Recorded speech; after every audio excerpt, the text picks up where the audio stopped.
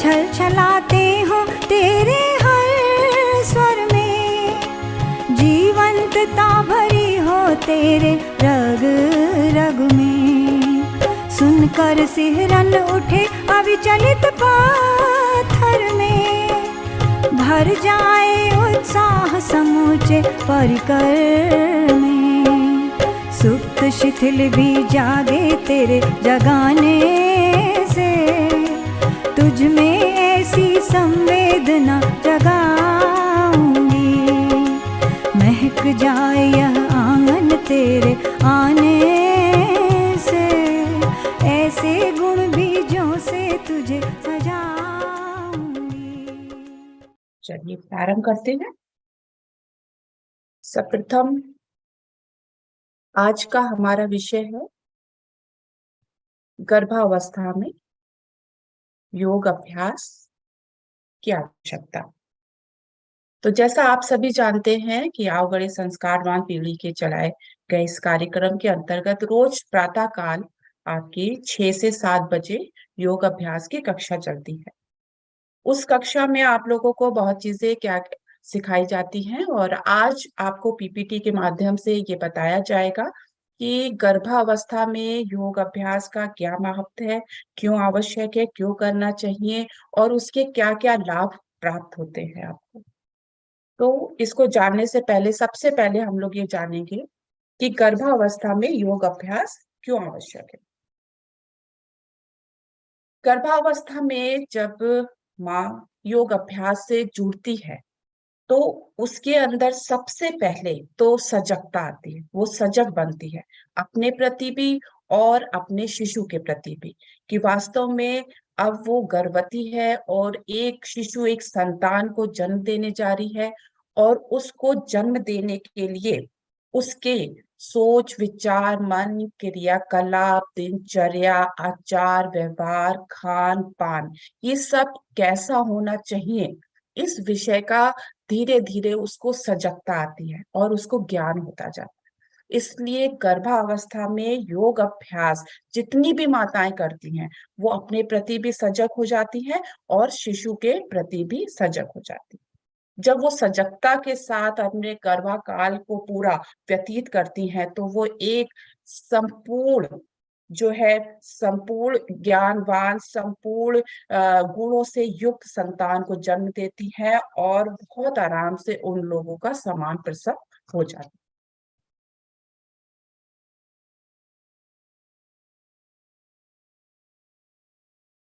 है। आइए अब हम लोग जानते हैं कि योग क्या है, वास्तव में योग क्या है और इसको क्यों करना चाहिए। योग जो शब्द है, योग से बिल्कुल सहजता से भी अगर हम लोग जाने तो योग माने कोई भी चीज को जोड़ना या जुड़ाव, जुड़ाव का ही अर्थ होता है योग। योग शब्द जो है संस्कृत के युज धातु से लिया गया है जिसका अर्थ है जोड़ना।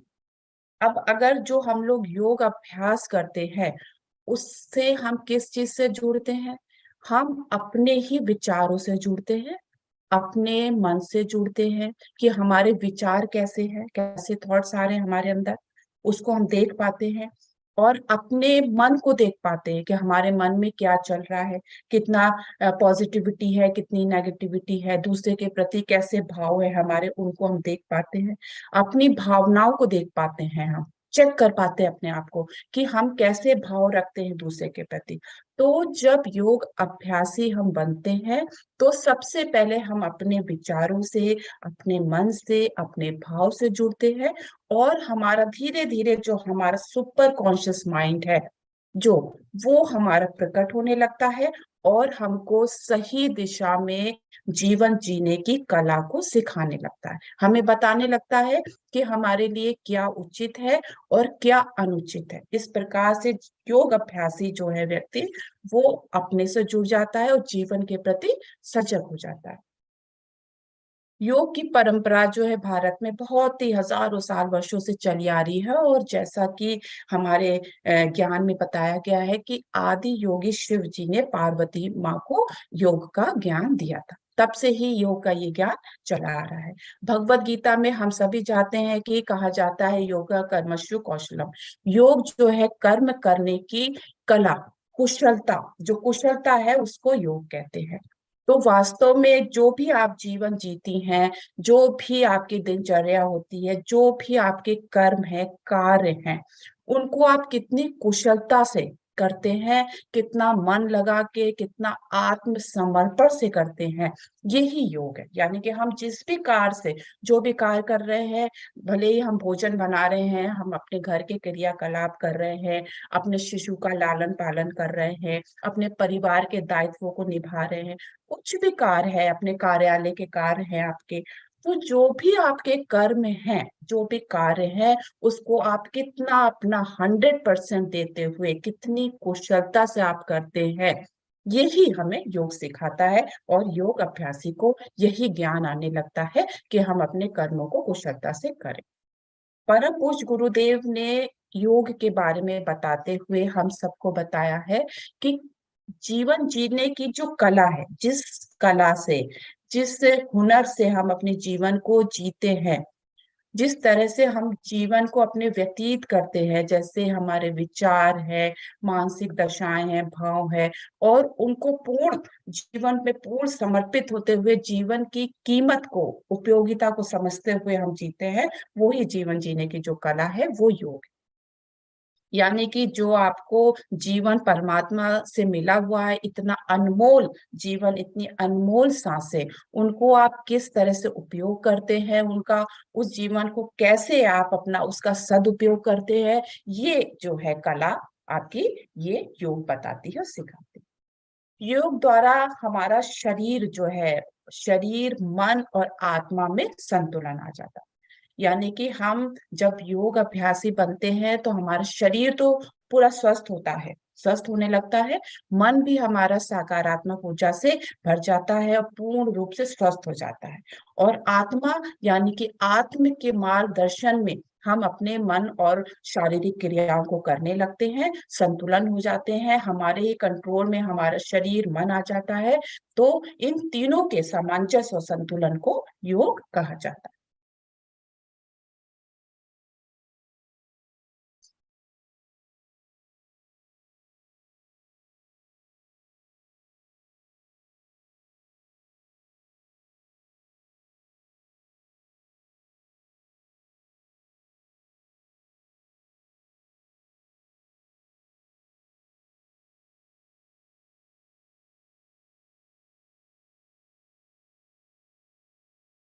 चलिए, अब हम लोग जानते हैं कि गर्भावस्था में योग की क्यों आवश्यकता पड़ती है वास्तव में, कि ये क्यों कहा जाता है कि आप जितनी भी बहनें हमारी गर्भवती हैं, वो सब लोग योग जरूर करें, अवश्य, आपके लिए क्यों आवश्यक है।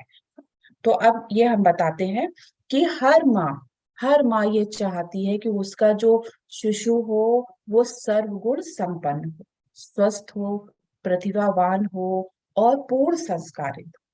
इसके साथ ही वो चाहती है कि सामान्य प्रसव हो, बहुत आराम से नॉर्मल उसकी डिलीवरी हो, और उसका शरीर भी जैसा पहले था, शिशु के जन्म के बाद भी पहले की तरह वो स्वस्थ और दिखने में बिल्कुल अच्छी से सुंदर वैसी हो जाए, सुव्यवस्थित उसका शरीर हो जाए। तो आप जब गर्भावस्था में योग अभ्यास करती हैं तो ये सारे आपको लाभ मिलते हैं। सबसे पहले तो गर्भावस्था में अगर आप नित्य योग अभ्यास करने लगती हैं तो आप तो स्वस्थ रहने लगती हैं, और उसका पूरा प्रभाव आपके शिशु के पास आने लगता है। आपकी जो दिनचर्या है वो बिल्कुल सेट हो जाती है प्रातःकालीन जागरण के साथ ही। और आपकी जो बायोलॉजिकल क्लॉक है, यानी कि दिनचर्या में आपको कब क्या कार्य करना चाहिए, वो सारे कार्य आपके व्यवस्थित हो जाते हैं, बहुत आराम से चलने लगते हैं। तो आपकी बायोलॉजिकल क्लॉक सेट हो जाती है, दिनचर्या सेट हो जाती है, आप स्वस्थ रहने लगते हैं। और योग अभ्यास में ऐसे बहुत सारे अभ्यास कराए जाते हैं, जैसे शवासन है, योग निद्रा है, ध्यान धारणा है, प्राणायाम है, जिससे आप बहुत अच्छे से अपने शिशु को पूरा स्वस्थ बना सकती हैं और सर्वगुण संपन्न पूर्ण संस्कारित बना सकती हैं। तो ये सारी चीजें आपको योग अभ्यास के माध्यम से सिखाई जाती हैं। दूसरी बात है, योग अभ्यासी माँ बहुत ही सजग हो जाती है, बिल्कुल चैतन्य रहती है, उसका आलस्य बिल्कुल समाप्त हो जाता है, दिन भर अपनी सारी क्रियाओं को वो बहुत अच्छे से करती है और अपने शिशु के प्रति बिल्कुल सजग रहते हुए वो उसके लिए कैसे विचार रखने हैं, मुझको कैसे भाव रखने हैं, कैसे कार्य करने हैं जो मेरे शिशु के लिए लाभकारी होंगे, उसके लिए बिल्कुल सजग रहती है माँ। तो ये बहुत ही अच्छा जो है पॉजिटिव गुण है योग अभ्यास का। और योग अभ्यास के माध्यम से उसका शरीर शुद्ध होता है, परिष्कृत होता है, उसके मन के विचार सकारात्मक होने लगते हैं, पॉजिटिव बिल्कुल परिष्कृत रहते हैं और उसकी भावनाएं बहुत शुद्ध हो जाती हैं। तो इसलिए गर्भवती माता को एक संपूर्ण गुणवान जो है शिशु को जन्म देने के लिए योग अभ्यासी होना अति आवश्यक है।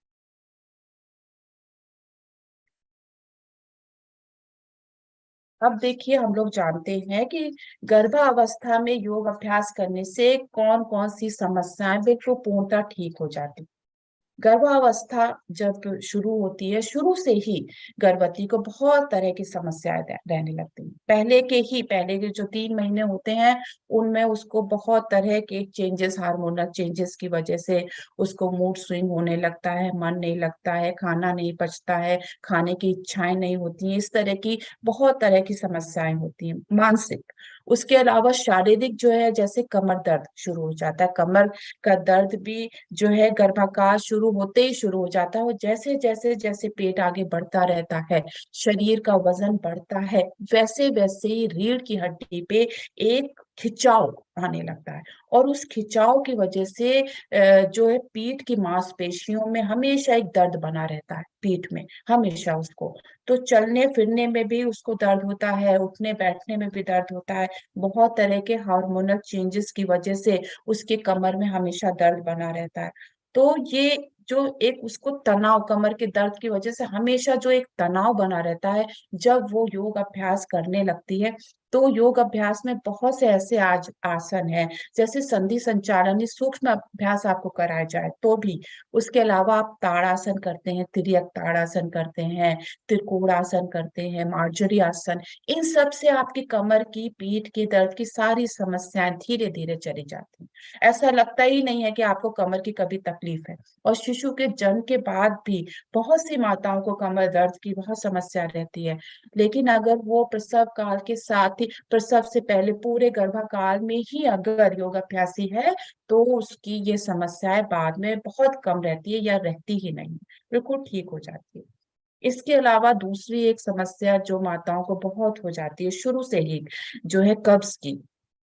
ये जो कॉन्स्टिपेशन की समस्या है, ये बहुत तरह से हार्मोनल जितने भी चेंजेस गर्भावस्था में आते हैं उनकी वजह से शरीर में एक शिथिलीकरण आता है और वो जो शिथिलीकरण है वो उनके पाचन तंत्र में भी आ जाता है।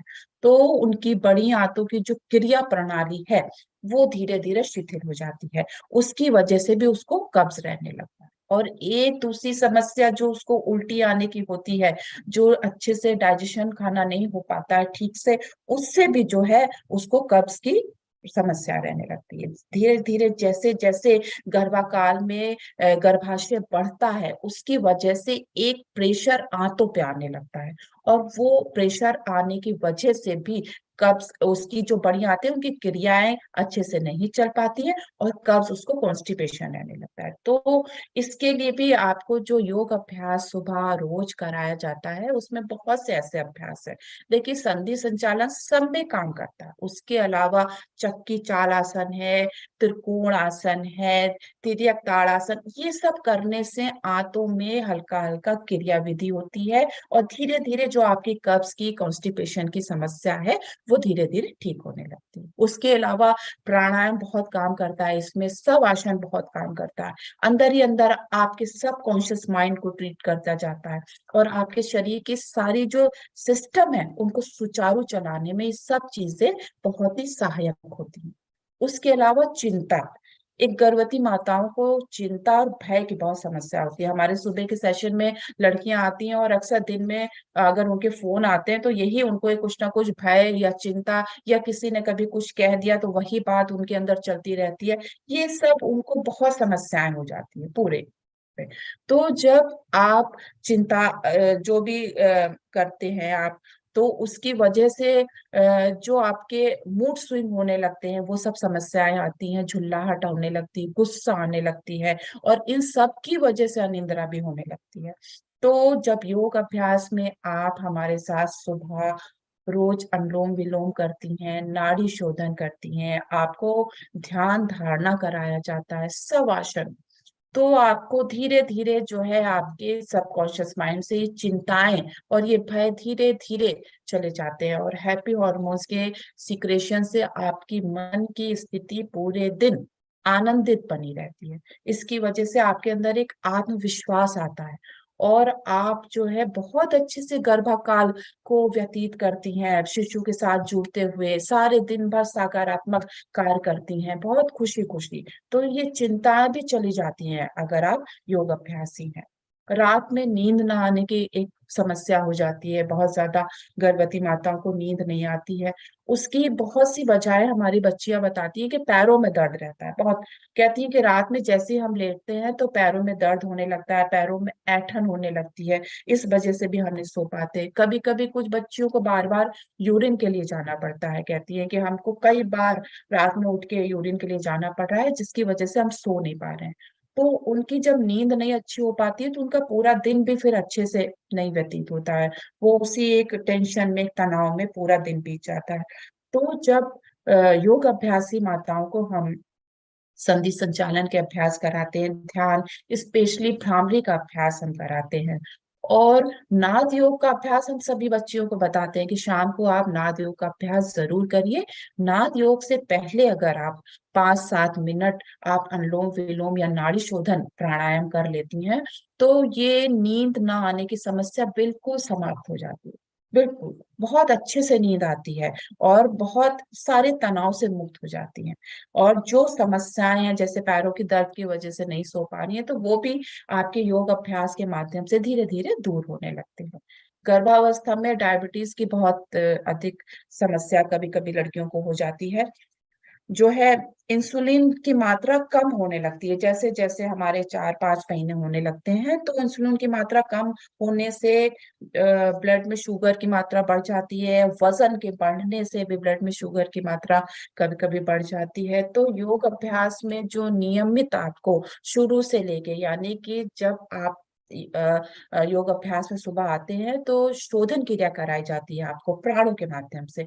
शोधन क्रिया के बाद ओम का उच्चारण होता है, ओम के उच्चारण से सारे जो क्रम कराए जाते हैं वो सब आपके जो है इंटरनल सभी ऑर्गन्स को सुचारू रूप से कार्य करने को प्रेरित करते हैं, अच्छी क्रिया विधि कराते हैं, जिससे ये सारी समस्याएं आपकी धीरे धीरे ठीक होने लगती हैं।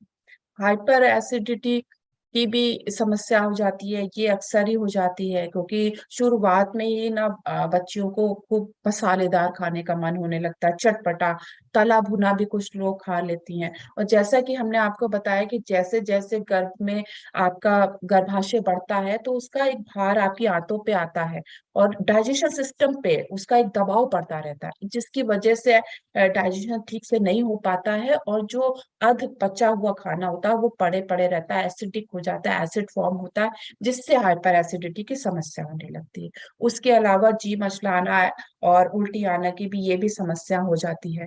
तो इसके लिए भी हम लोग जो है योग अभ्यास में आपको बहुत से आसन कराते हैं, प्राणायाम कराते हैं, चक्की चाल आसन से भी पेट के सारे ऑर्गन्स अच्छे से काम करने लगते हैं, तितली आसन है, इन सब से। और जो एसिडिटी के लिए है, हम शीतली और शीतकारी भी प्राणायाम कराते हैं बच्चियों को जिनको बहुत हाइपर एसिडिटी की समस्या होती है। तो इन सब से धीरे धीरे लाभ मिलने लगता है, समस्याएं दूर होने लगती है। उसके बाद है पैरों में सूजन, ऐंठन रहना। गर्भाकाल में जैसे जैसे देखिए गर्भ बढ़ता है, वजन बढ़ता है माँ का, या जिन बच्चियों को दिन भर खड़े होके काम करना पड़ता है, तो एक भार तो हमेशा पैरों पे, एक्स्ट्रा भार भाई बढ़ने, जैसे वजन बढ़ रहा है तो एक्स्ट्रा भार आ रहा है, तो पैरों की नसों में, जो नसें हैं ना, उनमें तनाव एक आने लगता है। और लगातार खड़े रहने से, भार रहने से जो है ठीक से जो ब्लड का सर्कुलेशन ऊपर की तरफ वापस होना चाहिए वो ठीक से नहीं हो पाता। तो उस वजह से भी अच्छे से सूजन और वाटर भी जब गर्भाकाल की अवस्था में जल तत्व भी शरीर में बढ़ जाता है। शिशु के विकास के लिए ऐसे बहुत से हार्मोनल चेंजेस होते हैं जिससे जल तत्व बढ़ जाता है, जिससे हाथों पैरों में सूजन आने लगती है।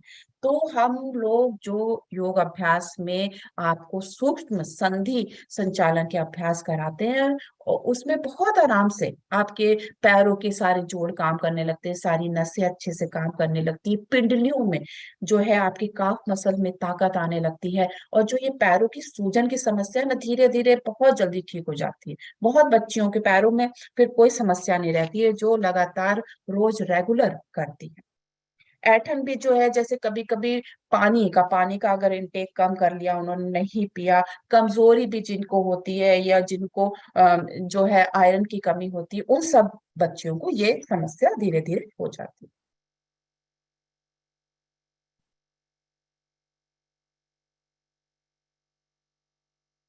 भूख कम लगना भी है, थकान, शारीरिक दर्द, ये भी समस्याएं हैं जो होती हैं। हाँ रुकिए एक मिनट। हाँ, मॉर्निंग सिकनेस के लिए भी आपको बता दें, मॉर्निंग सिकनेस एक आलस से बहुत ज्यादा आ जाता है।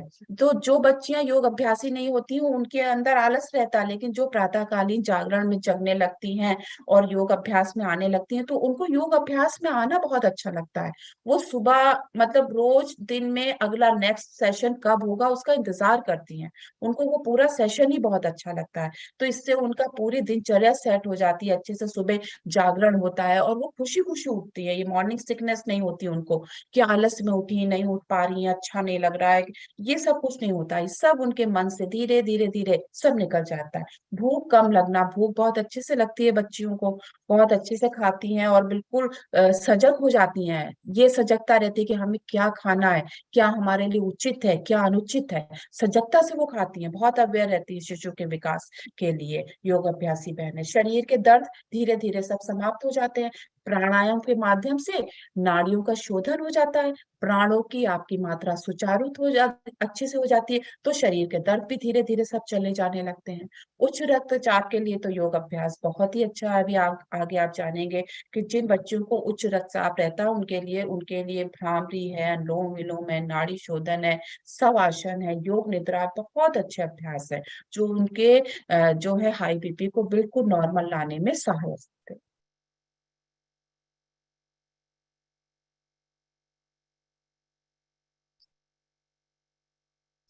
स्ट्रेस और तनाव को कम करता है, ये तो बहुत बड़ी विशेषता है योग की, कि जो है वो आपके स्ट्रेस जो भी आता है, चाहे आपको पारिवारिक स्थिति की वजह से स्ट्रेस आ रहा हो, चाहे जॉब आपकी जो भी वर्किंग का क्षेत्र है वहां से स्ट्रेस आ रहा हो, वो सब स्ट्रेस को कम करने के लिए बहुत सी क्रियाएं आपको कराई जाती है योग अभ्यास में। स्पेशली जो है शव आसन बहुत अच्छा है, जो पूर्णतः आपके जो है स्ट्रेस को कम करता है। उसमें आपको जो ध्यान अलग अलग कराए जाते हैं, सोम का ध्यान है, सविता देवता का ध्यान है, इस तरह से अलग अलग विशेष ध्यान कराए जाते हैं जिनसे आपका तनाव बिल्कुल दूर होने लगता है। शरीर में विभिन्न प्रकार के बदलाव जैसे थकान, पैरों में दर्द, इन सब की समस्या को ठीक करता है। मानसिक जो है भय, मूड स्विंग अभी आपको बताया, इन सब चिंताओं को दूर करने लगता है। ये सब चिंताओं की वजह से ही स्ट्रेस आता है कि अब कैसे हम प्रसव काल को पूरा व्यतीत करेंगे, कैसे हमारा समान प्रसव होगा, कैसे नॉर्मल डिलीवरी होगी, ये सब बहुत सारे जो विचार सतत मन में चलते हैं, उनको बहुत आराम से योग अभ्यास के अभ्यासी माँ बिल्कुल सुबह ही सेट कर दिया जाता है, उनके थॉट्स को पॉजिटिव बना दिया जाता है, जो दिन भर उनके लिए सकारात्मक विचार धारा रहती है। मतलब विचारधारा सकारात्मक, जितने भी विचार आएंगे आपके पास सिर्फ पॉजिटिव आएंगे, इस तरह से आपके दिमाग मस्तिष्क को सेट किया जाता है। स्ट्रेस को घटा दिया जाता है। शरीर में जो है हैप्पी हॉर्मोन्स जो है न्यूरोट्रांसमीटर का स्तर बढ़ता है। हैप्पी हॉर्मोन्स बढ़ते हैं जैसे जैसे ध्यान धारणा करते हैं आप, भ्रामरी करते हैं, शवासन करते हैं, तो इन सब स्थिति में आपका हैप्पी हॉर्मोन्स की मात्रा बढ़ती जाती है और एंगर हॉर्मोन्स धीरे धीरे कम होने लगते हैं, न्यूरोट्रांसमीटर का स्तर बढ़ जाता है, जिससे आप बहुत संवेदनशील हो जाती हैं। अपने प्रसव, अपने पूरे गर्भावस्था में अपने शिशु के प्रति बहुत सजग हो जाती हैं। शिशु के साथ संबंध और प्रगाढ़ हो जाता है। ममता मई आप पहले से हो जाती हैं, प्रेम का संबंध आपका शिशु से पहले से हो जाता है, क्योंकि योग अभ्यास में जब आप प्राणाकर्षण प्राणायाम करती हैं तो भी शिशु के अवचेतन से आपको जोड़ दिया जाता है। आप जब ध्यान करती हैं तो भी शिशु के अवचेतन से आपको जोड़ दिया जाता है। सब आसन में जब आपको अफर्मेशन कराए जाते हैं तो भी आप शिशु के अवचेतन से जुड़ जाती है, तो बिल्कुल तादात्म्य आपका और शिशु का एक हो जाता है, बहुत ही अच्छे प्रगाढ़ संबंध हो जाते हैं।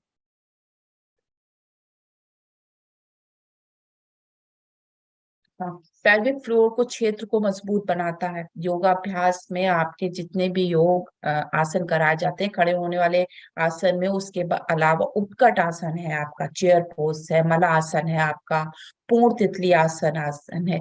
ये सभी कई तरह के आसन हैं जो आपके पेल्विक फ्लोर को अच्छा सा मजबूत और लचीला बनाते हैं बहुत अच्छे से, ताकि पूरा शरीर जो है आपका, पूरा जो है पेल्विक फ्लोर का एरिया समान प्रसव के लिए बिल्कुल तैयार हो जाए अच्छे से। एक तरह से स्ट्रेचिंग और टोनिंग होती है आपके पेल्विक फ्लोर के ऑर्गन्स में सारे। गर्भाशय ग्रीवा का तनाव धीरे धीरे धीरे योग अभ्यास में समाप्त हो जाता है और शरीर पूर्ण रूप से समान प्रसव के लिए तैयार हो जाता है, क्योंकि जो समान प्रसव के लिए इम्पोर्टेंट हॉर्मोन्स हैं आपके, ऑक्सीटोसिन, उन सब का बहुत अच्छे से स्राव होने लगता है और शरीर एक तरह से पूरी तरह से तैयार हो जाता है समान प्रसव के लिए। शरीर दिमाग दोनों ही, मस्तिष्क भी आपका, आपको जो है आसनों में भद्र आसन कराते हैं, उसमें आपका ध्यान आज्ञा चक्र पर भी लगाते हैं, तो उसकी कनेक्टिविटी आपकी पिट्यूटरी ग्रंथि से होती है और पिट्यूटरी ग्रंथि आपके सारे हार्मोनल सिस्टम को पूरा सेट करती है बहुत अच्छे से। और जो आपके प्रसव काल के लिए जो भी इंपॉर्टेंट हॉर्मोन्स है वो आराम से ग्रंथियों से उनका सीक्रेशन होता है और शिशु का निर्माण भी अच्छा होता है, आप प्रसन्न भी रहती हैं और समान प्रसव के लिए शरीर तैयार भी हो जाता है। योग अभ्यासी जितनी भी हमारी बच्चियां हैं उनका बहुत अच्छे से शिशु के जन्म के बाद भी शरीर जो है पूर्व अवस्था में आराम से आ जाता है, तेजी से स्वस्थ हो जाती हैं।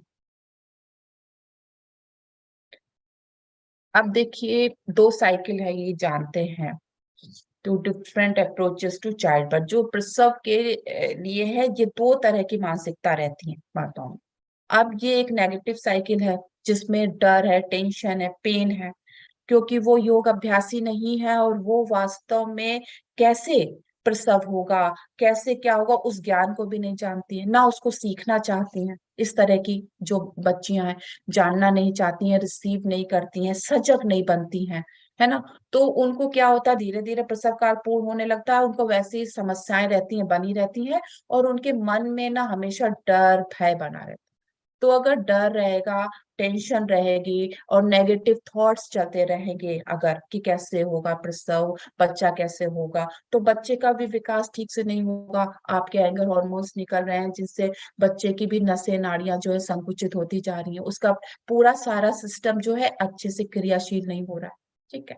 उसके बाद जो है, जब प्रसव का काल आता है तो नेगेटिव थॉट्स की वजह से उनके अंदर बिल्कुल एक तनाव वाली स्थिति रहती है और उससे जो है एड्रेनलिन, जो आपके एंगर हॉर्मोन्स है, वो ब्लड में आ जाते हैं और उसकी वजह से क्या होता है, जो ब्लड की सप्लाई आपके यूट्रस में, गर्भाशय की तरफ होनी चाहिए, जो सहायक हो शिशु को जन्म कराने में, वो आपके पैरों हाथों में, लिम्स की तरफ चला जाता है और वो पूरा ब्लड सर्कुलेशन ना मिलने की वजह से बहुत समय, एक लंबा लेबर का टाइम हो जाता है और पेन भी बढ़ जाता है जिसमें, और कॉन्ट्रेक्शन भी जो है वो ठीक से समय समय पे अच्छे से उचित नहीं आ पाते। तो इस वजह से क्या होता है, ये पेनफुल उनके लिए नेगेटिव साइकिल हो जाती है, क्योंकि वो योग अभ्यासी नहीं।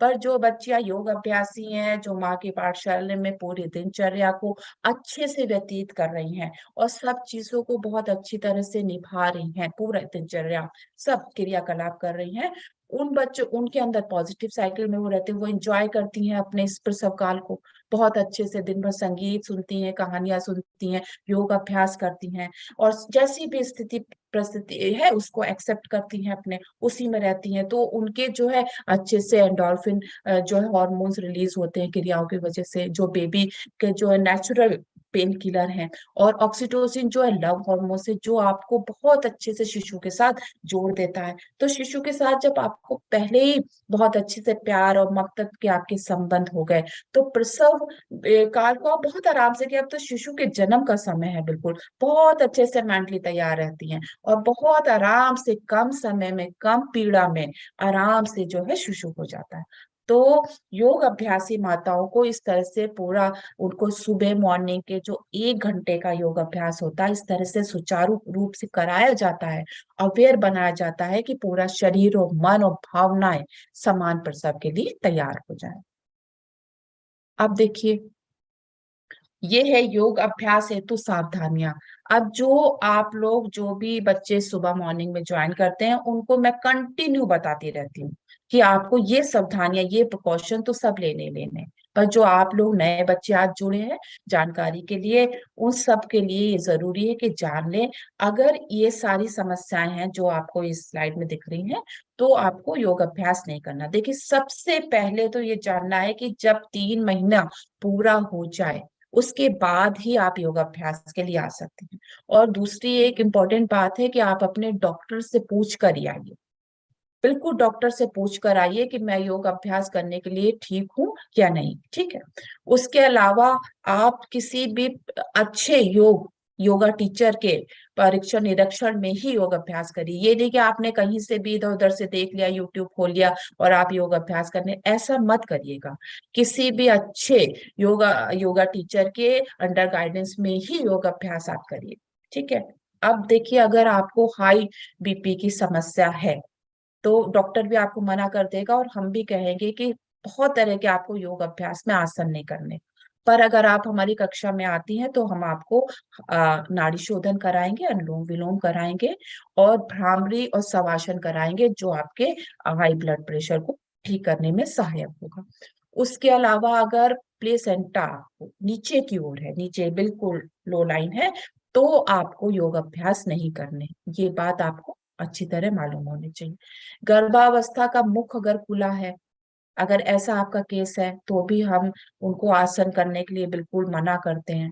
बहुत सी बच्ची ऐसी आ जाती हैं, तो सिर्फ वो प्राणायाम कर लेती हैं, हल्के फुल्के जैसे प्राणाकर्षण है वो कर लेती हैं, ध्यान कर लेती हैं। प्रेगनेंसी के दौरान अगर आपको ब्लीडिंग हो गई हो, तो बहुत ऐसे भी केसेस होते हैं, तो आप योग अभ्यास प्लीज मत करिएगा। ट्विंस है, अगर दो जुड़वा बेबी हैं, तो भी योग अभ्यास में ध्यान कर सकते हैं, ध्यान धारणा कर सकते हैं आप, और प्राणाकर्षण कर सकते हैं, आप अनुलोम विलोम कर सकते हैं, भ्रामरी कर सकते हैं। कटे पेट के निचले दबाव डालने वाले आपको आसन हम लोगों के पैकेज में नहीं कराए जाते हैं, और आपको करना भी नहीं है, जो आपके पेट में दबाव डालें।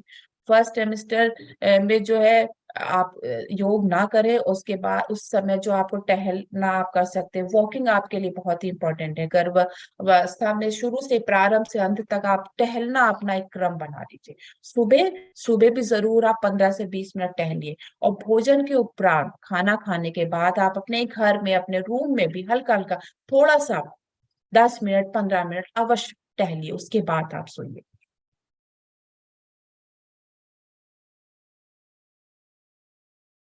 अब अब आप अगर पूरी तरह से तैयार है, और तैयारी करके आप योग अभ्यास के लिए क्या क्या तैयारी होनी चाहिए, अब ये जानकारी आपके लिए आवश्यक है। प्रातःकालीन इसमें है खाली पेट योग उत्तम है। तो खाली पेट का मतलब है कि आपकी जो आते हैं कि वो साफ होनी चाहिए, और आपका मूत्राशय, मलाशय मूत्राशय बिल्कुल खाली होना चाहिए, वो भरा हुआ होना नहीं चाहिए।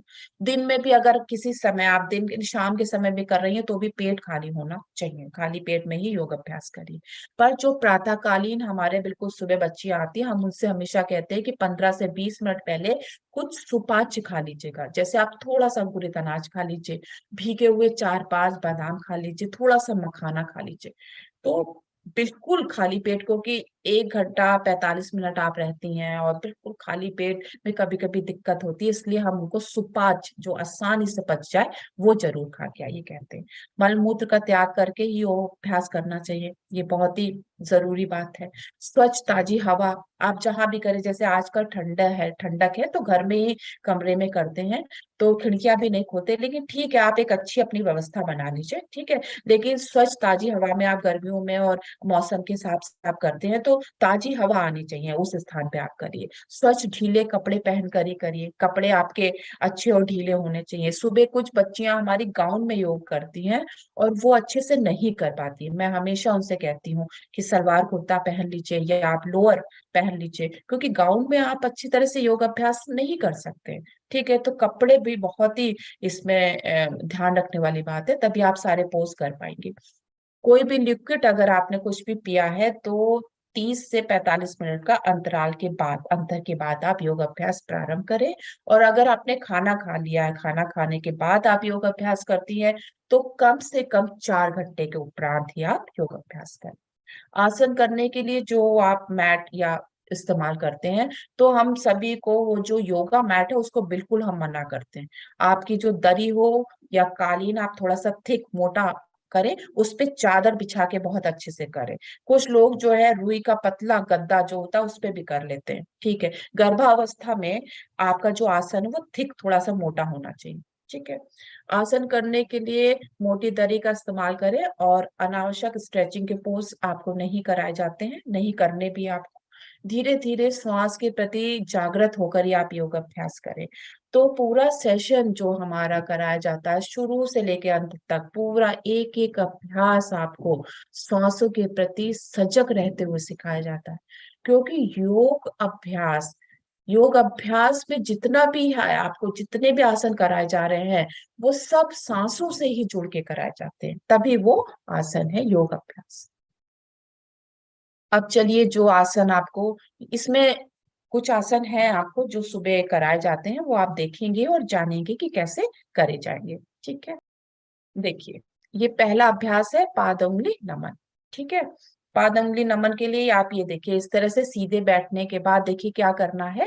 उंगलियों को ये धीरे धीरे श्वास को छोड़ते हुए मोड़ा, ये श्वास छोड़ दी और ये श्वास भर ली, ठीक है। धीरे धीरे जो है ये श्वास छोड़ी और ये श्वास भर ली, इस तरह से करना है। तो 10 से 12 बार सुबह कराया जाता है।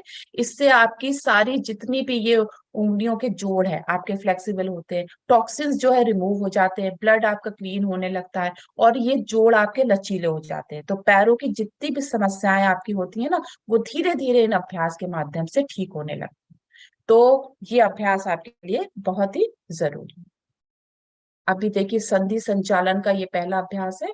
अब ये दूसरा अभ्यास गुल्फ नमन। देखिए गुल्फ नमन हम लोग कैसे करेंगे, इस तरह से दंड आसन में बैठ जाते हैं। अगर आप बैठ सकते हैं पैर सीधे करके इजीली, थोड़ी सी कठिनाई होती है तो इस आसन में ऐसे बैठने के पश्चात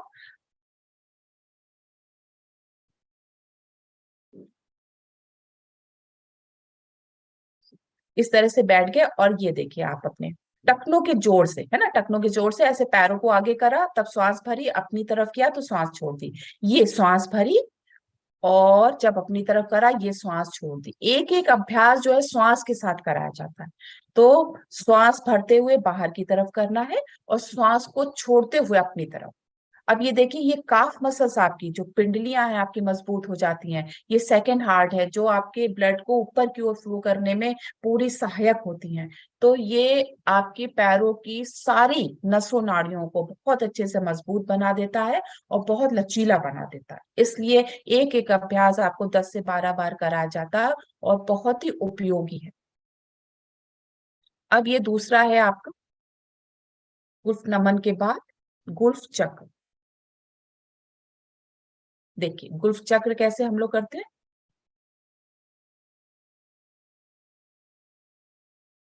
देखिए अब बहुत आराम से इस तरह से टखनों के जोड़ से एंकल जॉइंट से आप इस तरह से सर्किल में पूरा रोटेट करेंगे पैर, ये देखिए।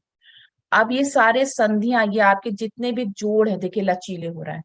जब हमारे सारे जोड़ लचीले हो जाते हैं और इनसे टॉक्सिन जो विजातीय तत्व है वो निकल जाते हैं, तो ये पूरा शरीर आपका समान प्रसव के लिए तैयार होने लगता है। पूरा नर्वस सिस्टम आपका बहुत अच्छा हो जाता है। सारी स्टिफनेस जो बॉडी की है वो धीरे धीरे आपके संधि संचालन के अभ्यास से ठीक हो जाती है और पूरा शरीर आपका तैयार होने लगता है। इस तरह से देखिए, क्लॉकवाइज आपको 10 बार कराया जाता है और फिर आप उसको विपरीत दिशा में एंटी क्लॉकवाइज आप अच्छे से टखनों के जोड़ से पैरों को घुमाते हैं। तो ये इसी तरह से आपको सिखाया जाता है। ऐसे आप करेंगे तो ये सारे जोड़ आपके लचीले हो जाएंगे और पैरों की जो समस्या है, सूजन की, ऐंठन की, दर्द की, वो सब धीरे धीरे चली जाती है।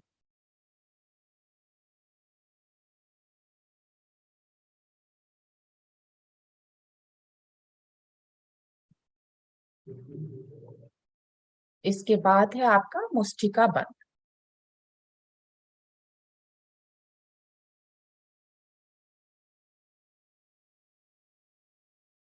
ये देखिए, मुष्टिका बंध के लिए आप ऐसे वज्रासन में भी बैठ सकते हैं, नहीं तो आप सुखासन में पलथी लगा के बैठ के ऐसे, ये देखिए आपने उंगलियों को मोड़ा तो सांस छोड़ दी और उंगलियों को जब ऐसे फैलाया तो सांस भर ली। अब ये देखिए, मुष्टिका बंद करते हुए श्वास छोड़ दी और ये श्वास भर ली। अब ये क्या हो रहा है, हाथों की उंगलियों के सारे जोड़ देखिए काम कर रहे हैं, सब चलायमान हो रहे हैं। तो जितने विजातीय तत्व आपके जोड़ों में होते हैं वो निकलने लगते हैं, ब्लड का सर्कुलेशन बढ़ता है, तंत्रिकाएं आपकी अच्छे से क्रियाशील हो जाती हैं और आपके जोड़ जो है ना ये लचीले हो जाते हैं बहुत आराम से। ठीक है, तो इसको भी आपको कराया जाता है बहुत अच्छे से और इस तरह से शरीर आपका पूरा समान प्रसव के लिए तैयार होने लगता है।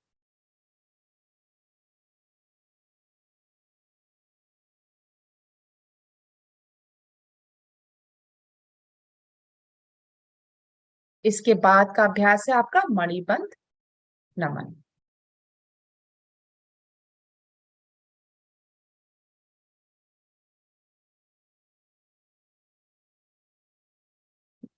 देखिए, इस तरह से कलाइयों को लचीला बनाते हैं ये। अभी जैसे जैसे आप लोग की सिलाई की मशीन कभी कभी भारी चलने लगती है ना, उसमें ऑयलिंग करते हैं तो वो पूरी स्मूथ बढ़िया से चलने लगती है। इसी तरह से संधि संचालन के सारे ही अभ्यास हैं। इनको जब हम लोग रेगुलर रोज करते हैं तो ये जोड़ हमारे बिल्कुल लचीले बने रहते हैं, नस नाड़ियां लचीली बनी रहती है, पूरा शरीर, और धीरे धीरे आपका पूरा शरीर समान प्रसव के लिए तैयार होता है। तो ये अभ्यास बहुत ही इंपॉर्टेंट, बहुत ही, इनसे तंत्रिका तंत्र आपका नर्वस सिस्टम बढ़िया रहता है।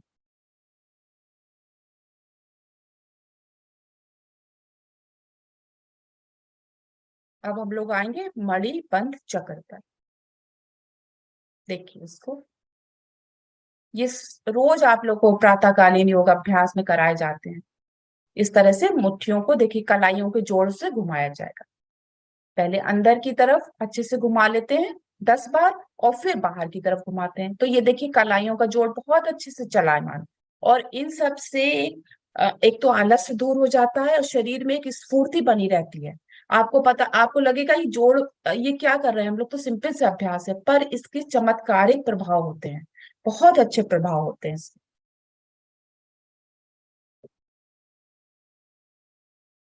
इसके बाद का अभ्यास है कोहनी नमन।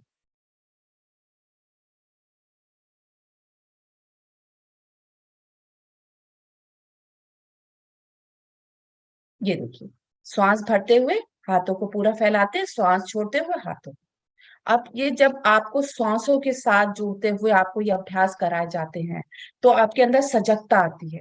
एक ध्यान धारणा के अभ्यास के लिए पूरा मन भी आपका तैयार होता है और आपकी संधियां, ये सारे जॉइंट्स आपके मूवमेंट करते हैं, तो आपके अंदर एक ताकत ताकत भी, एक मजबूती भी आती है आपके अंदर, आपके अंदर स्ट्रांगनेस आती है, आपकी मांसपेशियां जोड़ सब तैयार होती हैं और आपका स्नायु तंत्र बहुत अच्छा हो जाता है, लचीला और अच्छे से क्रियाशील। ये है, नेक्स्ट है आपका स्कंद संचालन। अब ये देखिए, कंधों के अभ्यास है आपके शोल्डर रोटेशन में। ये देखिए, आराम से इस तरह से बैठ के या सुखासन में बैठकर, सुखासन में ही कराया जाता है। ये देखिए इस तरह से, ये आपको अपने कंधों को पूरा घुमाना है। अब एक एक जोड़, पैरों के जोड़ आपके क्रियाशील हो गए, हाथों के सारे जोड़ क्रियाशील, कंधों के जोड़, तो इस तरह से पूरा शरीर आपका लचीला हो जाता है। इस तरह से एक दिशा में 10 बार, फिर दूसरी दिशा में आप 10 बार करते हैं, तो एक तो सर्वाइकल की, स्पॉन्डिलाइटिस की समस्या धीरे धीरे ठीक होने लगती है, स्पाइन से संबंधित कोई भी है समस्या धीरे धीरे ठीक होने लगती, बहुत तरह के दर्द को ये सारे संधि संचालन के अभ्यास हमारे ठीक कर देते हैं।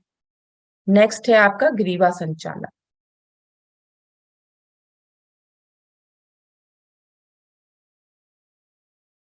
गर्भावस्था में ये नेक रोटेशन के अभ्यास बहुत ही जरूरी है आप सभी के लिए, और मैं बताती हूँ ये एक तो आपके ब्रेन से जो पूरी कनेक्टिविटी है आपकी तंत्रिका तंत्र के माध्यम से पूरे शरीर के लिए, सारे सिस्टम के लिए, उसको सुचारू करता है, उसको बहुत अच्छा बना देता है।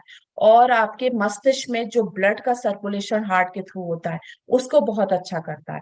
तो इससे आपका तो विकास होता ही है, पर शिशु के विकास में बहुत सहायक है। बहुत, आपका जैसा मन रहता है, जैसे आपके शरीर की और मस्तिष्क की स्थिति रहती है, वैसे ही स्थिति आपके शिशु की रहती है। तो ये ग्रीवा संचालन का एक एक अभ्यास आपके लिए अति आवश्यक है। ये देखिए दूसरा है।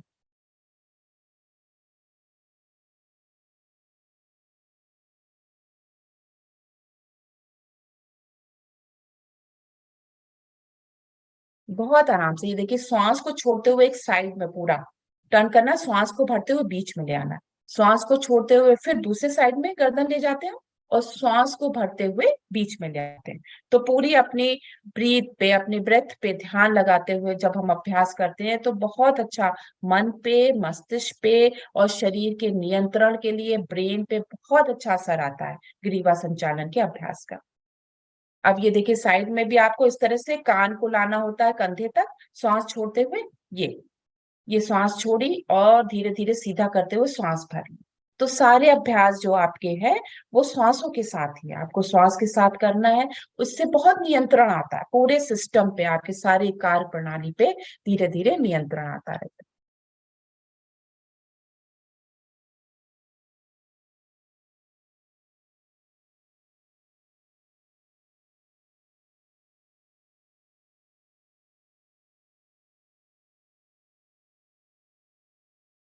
ये देखिए, इसको भी बहुत आराम से एक सांस में एक सर्कल पूरा लेना होता है ग्रीवा का।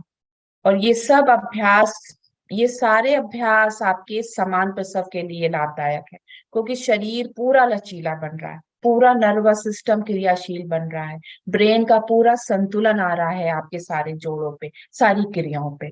तो ये सारे जब आप अभ्यास नित्य करती है, रोज करती हैं, तो बहुत अच्छा इसका प्रभाव आता है।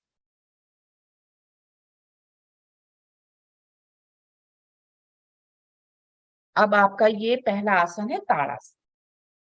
तो संधि संचालन सूक्ष्म अभ्यास के बाद जब आप ताड़ आसन आसन करती हैं तो आपको उनका सारा असर आपके शरीर में, पहले आपको खड़े होने वाले आसन कराए जाते हैं, उसके बाद बैठने वाले, और फिर एक आध आसन है आपका जो लेट के कराया जाता है। तो ये खड़े होने वाले आसन में प्रथम आपका आसन है ताड़ासन। ये आपके शरीर को संतुलन में लाता है, ये पूरा बैलेंसिंग का अभ्यास है, और पूरे शरीर में अच्छे से रक्त का संचार करता है, पैरों से लेके पूरे मस्तिष्क तक के लिए ये अभ्यास है। संतुलन का अभ्यास है, उसके अलावा मांसपेशियों को बहुत अच्छे से स्ट्रॉन्ग करता है, शरीर को स्ट्रॉन्ग बनाने का, स्पाइन अपनी पूरी राइट पोजीशन में आ जाती है, उसकी वजह से जो दर्द पीड़ा रहती है वो दूर होती है, और शरीर में पूरा स्थान, क्योंकि पूरा स्ट्रेच करते हैं, उसको खिंचाव देते हैं, तो शरीर एक पूरा विकसित से रूप में आता है, और उससे जो है गर्भ का ठीक से पूरा प्रसव काल में गर्भ का भी विकास अच्छी तरह से होता है। देखिए कैसे किया जा रहा है।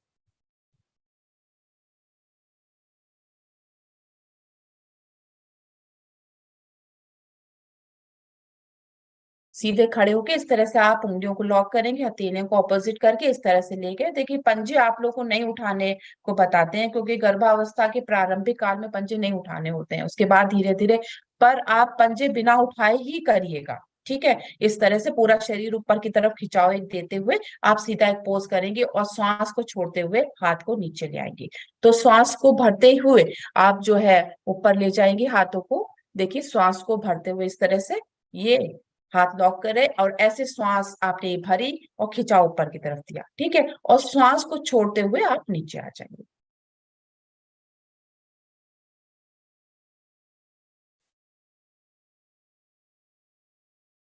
दूसरा आपका अभ्यास है त्रिकोणासन।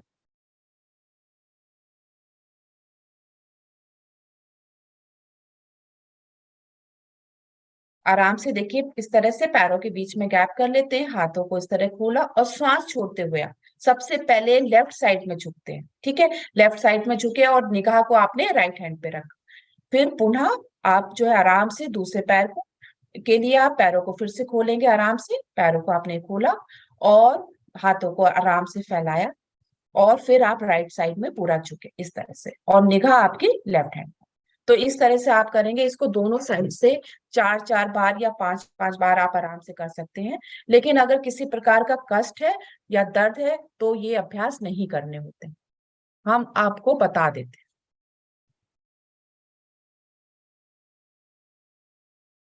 अब आपका नेक्स्ट अभ्यास है चेयर पोज, उत्कट आसन। ये आपका बहुत अच्छा अभ्यास है पेल्विक फ्लोर की मांसपेशियों को स्ट्रॉन्ग करने के लिए, गर्भाशय ग्रीवा के तनाव को दूर करने के लिए, और पेल्विक फ्लोर की मांसपेशियों को मजबूत करके स्पेस, थोड़ा स्पेस ही बनाने के लिए, कि ताकि आपका शरीर जो है शिशु के जन्म के लिए तैयार हो जाए। तो ये बहुत अच्छा अभ्यास है, ये आपकी जांघों को, पैरों को मजबूत करता है, घुटनों में भी मजबूती लाता है, शरीर में एक संतुलन लाता है, और मन मन में भी दृढ़ता आती है इस अभ्यास से।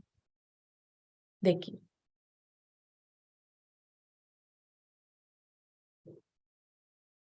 इस तरह से पैरों के बीच में गैप करके आराम से हाथों को सामने रखते हुए इस तरह से, जैसे हिप को हम किसी चेयर की सीट पे रख रहे हो, ऐसे धीरे धीरे नीचे आते हैं।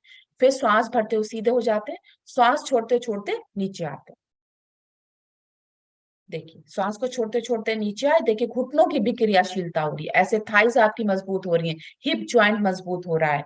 ठीक है, और घुटने आपके मजबूत हो रहे हैं। ये बहुत अच्छे से इस क्रिया का प्रभाव, ये कम से कम आप लोग को 7-8 बार कराया जाता है, फिर इसके बाद मलासन कराया जाता है। ये देखिए, अब है आपका तितली आसन। तितली आसन के अर्ध तितली आसन है, हाफ बटरफ्लाई और फुल बटरफ्लाई। तो जो बच्चियां नई नई एकदम से आती हैं तो उनको पूरा फुल बटरफ्लाई एकदम से नहीं करना होता है। प्रारंभ में 1 हफ्ता आप हाफ बटरफ्लाई करती है, फिर आप पूरी तरह से फुल बटरफ्लाई करते हैं।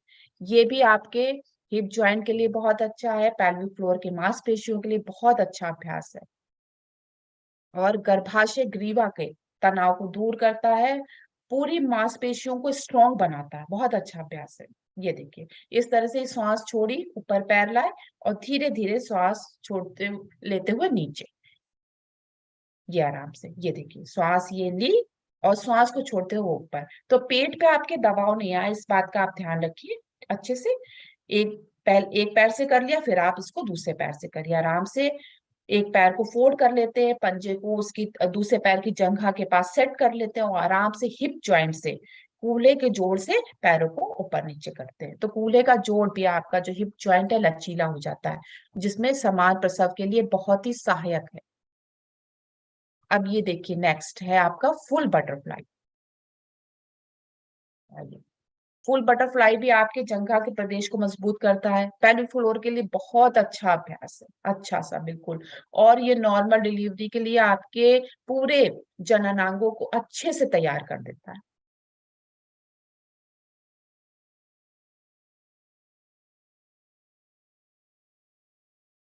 आराम से देखिए, इस तरह से पंजों को मिलाते हुए हम लोग बैठते हैं, पैरों से वो हाथों से होल्ड कर लिया अच्छे से। अब देखिए फुल बटरफ्लाई, जैसे पतली तितली के पंख हिलते हैं, उस तरह से हमको अपने पैरों को ऐसे।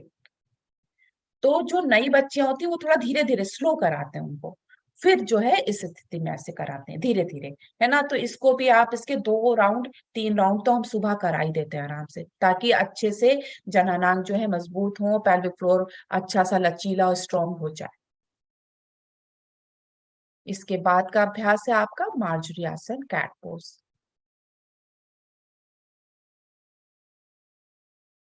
ये अभ्यास आपके पूरी पीठ के लिए है, जिन बच्चों को कमर दर्द की, पीठ दर्द की समस्या होती है, उनको हम ये मार्जरी आसन, कैट पोज कराते हैं। ये आपकी स्पाइन के सर्वाइकल से लेके नीचे लंबर तक, आपके टेल बोन तक पूरा काम करता है। ये देखिए, ये श्वास आपने छोड़ी और इस तरह से ये गर्दन को ऊपर ले जाते हुए श्वास भर ली। देखिए, आराम से ये श्वास छोड़ी ये सांस छोड़ दी, पीठ ऊपर की तरफ आती है, गर्दन को बहुत ज्यादा नहीं झुकाया जाता, आप लोग को हम मना करते हैं। और गर्दन ऊपर करते हुए श्वास भर ली। पेट में किसी तरह का न दबाव आपको देना है, किसी भी तरह का, बस पीठ की आपके आपको अपनी स्पाइन की एक एक वर्टेब्रा को चलायमान करना है पूरा।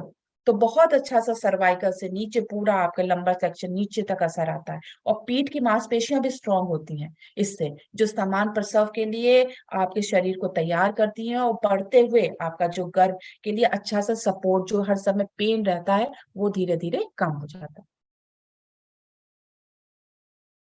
एक ही अभ्यास जो यहाँ आपको बताया जा रहा है सेतुबंध, जिसको आप पीठ के बल लेट के कर सकते हैं। ये बढ़ते हुए जो गर्भाशय जब बढ़ने लगता है और नीचे की तरफ बहुत ज्यादा आपके पेल्विक फ्लोर की तरफ एक भार जैसा होने लगता है, उसके लिए भी, उसको कम करने के लिए बहुत अच्छा है। और आपके पीठ की समस्याओं को दूर करने के लिए बहुत अच्छा है, जंघाओं को मजबूत करने के लिए बहुत अच्छा ये अभ्यास है। कमर दर्द की समस्याओं को दूर करता है ये।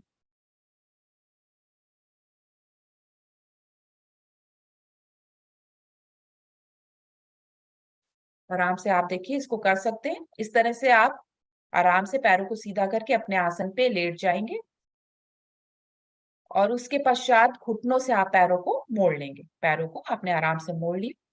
अब आप अपने हाथों की से आप पकड़ लीजिए पैरों के टखनों के जोड़ को आराम से, और श्वास को भरते हुए आप इस तरह से पेट के हिस्से, शरीर के बीच के हिस्से को ऐसे उठा लेंगे आप, ठीक है। अब इस तरह से ये पोज में आ जाएंगे, धीरे धीरे से थोड़ा सा होल्ड करना है, और श्वास को छोड़ते छोड़ते नीचे आ जाइए, पैरों को फैला लीजिए। इस प्रक्रिया को आप 5 बार दोहरा सकते हैं, ठीक है। इसके अलावा आप अगर जोड़ को नहीं पकड़ना चाहते टखनों के, तो आप ऐसे कर सकते हैं। ये देखिए, हाथ को ऐसे रखते हुए आप आराम से इस तरह से सेतु बंद में आ जाइए आराम से। थोड़ी देर होल्ड करिए, फिर श्वास को आप धीरे धीरे छोड़ते हुए नीचे आ जाइए। कमर के लिए बहुत अच्छा है, और आपके गर्भाशय के पूर्ण विकास के लिए अच्छे से उसको क्षेत्र देता है। और जो नीचे पेल्विक फ्लोर के ऊपर एक प्रेशर आने लगता है बढ़ते हुए गर्भ में, उससे निजात दिलाता है। अब ये आपका अभ्यास है पेल्विक फ्लोर के व्यायाम। ये आपको सिखाए जाते हैं, आपको रोज जो है मॉर्निंग में बताया जाता है कि वास्तव में सही तरीका क्या है। ये बहुत अधिक उपयोगी अभ्यास है। एक तो जिनका बिल्कुल लो लाइन प्लेसेंटा होता है, उनको ये अभ्यास नहीं करना होता है, और स्पेशली जिनको यूरिन इन्फेक्शन है, उनको भी हम मना करते हैं कि ये अभ्यास आप पेल्विक फ्लोर का व्यायाम नहीं करें। पेल्विक फ्लोर के व्यायाम से आपकी योनि मार्ग की जो मांसपेशियां हैं, वो अच्छी से स्ट्रांग हो जाती हैं, लचीली बनी रहती हैं, और एक ऊर्जा का क्षेत्र जो है गर्भाशय में इससे बनता है। एक जो है क्योंकि थोड़ा सा हमारा मूलाधार चक्र से जो ऊर्जा मिलती है वो मिलती है, और एक अच्छा सा स्वादिष्ठान चक्र भी हमारा मजबूत होता है इस क्रिया से। तो बहुत आराम से करना है, बस योनि मार्ग और गुदा मार्ग की मांसपेशियों को संकुचित करके धीरे धीरे छोड़ देना है। श्वासों को रोकना नहीं है, श्वास को होल्ड नहीं करना। इसमें एक सही तरीका बताया है कि आपने जो है योनि मार्ग और गुदा मार्ग को ऊपर की तरफ ऐसे खींचा और धीरे धीरे धीरे छोड़ दिया, श्वासें सहज रहेंगी। श्वास नहीं रोकना, श्वास रोक के जो लोग करते हैं वो गलत है। तो इस क्रिया को आप धीरे धीरे खींचा और धीरे धीरे ढीला कर दिया।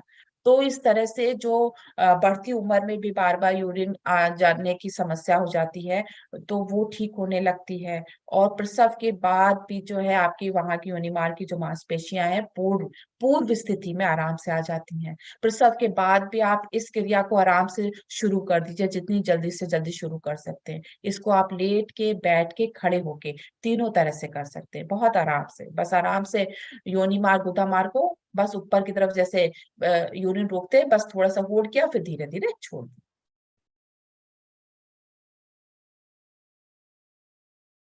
इसको इस प्रकार से लेट कर भी आप कर सकते हैं।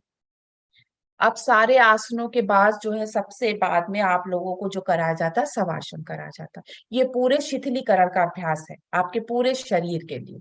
आराम से पूरा जो जितना आपको टेंशन रहती है, या डिप्रेशन है, या एंजाइटी है, आपका तनाव, पूरे संपूर्ण तनाव को दूर करने का अभ्यास आपको शवासन कराया जाता है। जो बच्चे हमारी अभी अटेंड कर रही होंगी, वो जानती हैं, जो सुबह क्लास अटेंड करती हैं, इस समय भी आई हैं, तो उनको मालूम है कि शवासन उनको पूरा 5-7 मिनट का अच्छे से कराया जाता है। तो शरीर में उनकी चेतना को शरीर के प्रत्येक भाग में ले जाया जाता है।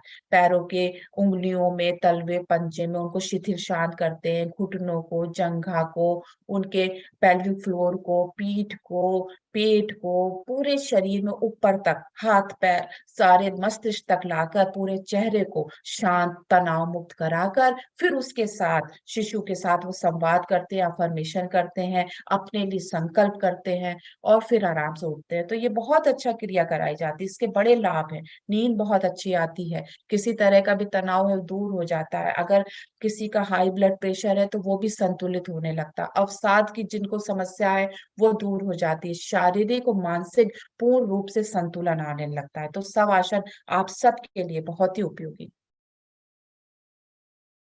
अब हम लोग आते हैं गर्भावस्था में प्राणायाम। गर्भावस्था में देखिए प्राणायाम का विशेष महत्व है और बहुत ही आवश्यक है। प्राणायाम के माध्यम से आपके अंदर जीवनी शक्ति, प्राण ऊर्जा को विस्तारित करा जाता है, बढ़ाया जाता है, जिससे आपके शिशु का बहुत अच्छे से विकास और निर्माण होता है। प्राण ऊर्जा से आप भी प्राणवान बनती हैं और आपका शिशु भी प्राणवान बनता है।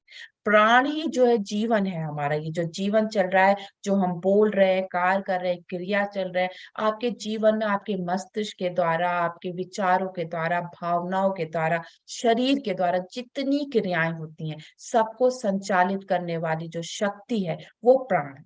प्राण ही हमारी जीवनी शक्ति है।